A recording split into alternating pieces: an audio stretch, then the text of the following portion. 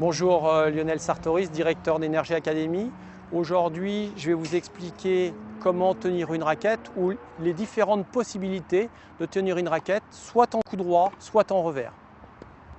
Je vais vous expliquer comment tenir la raquette en coup droit. On aura 4 possibilités. Sur ma face de raquette, j'ai 8 petites faces sur mon grip de raquette. J'ai 8 faces que je vais utiliser différemment suivant les prises que je vais prendre sur mon grip. La première prise, ça va être la prise marteau. C'est une prise où je peux planter un clou avec ma raquette, où j'ai mon index et mon pouce qui sont en haut de la face de raquette. Si je modifie légèrement en orientant ma main légèrement sur la droite et en changeant juste d'un chanfrein sur la raquette, je vais passer en prise externe qui va me permettre de frapper les balles relativement à plat et de pouvoir recouvrir légèrement un tout petit peu la balle pour mettre un peu plus de sécurité. On va pouvoir passer à la 4e face, donc là on était sur la 2e, la 3e, la 4e avec la paume de main et l'index.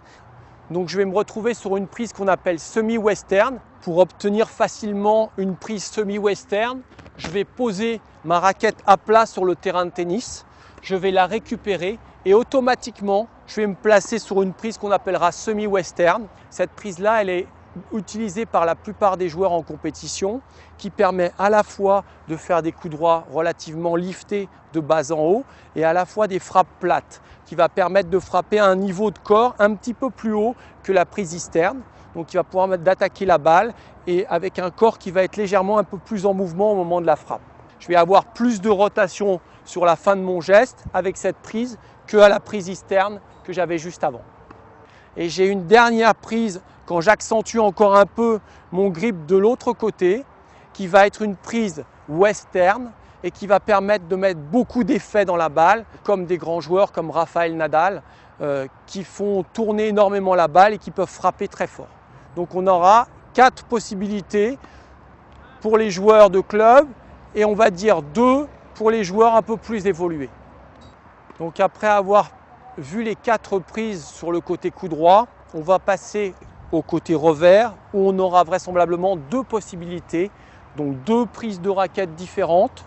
La première que je vais pouvoir exécuter donc avec ma main gauche, je vais pouvoir bouger légèrement mon tamis de raquette.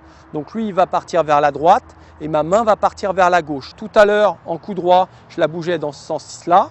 Maintenant je vais passer du côté gauche. Légèrement, ça va me donner une prise de revers classique. Donc je vais me retrouver avec un grip relativement plat qui va me permettre d'exécuter soit des revers coupés, soit des revers à plat. Si j'accentue un peu le grip de raquette en l'emmenant un peu plus vers la gauche, je vais avoir une prise qu'on va appeler fermée et qui va permettre de recouvrir la balle pour faire des revers liftés et mettre un peu plus d'effet et de permettre de frapper avec une plus grande violence.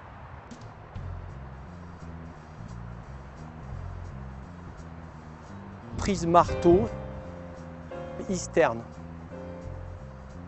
semi-western, western,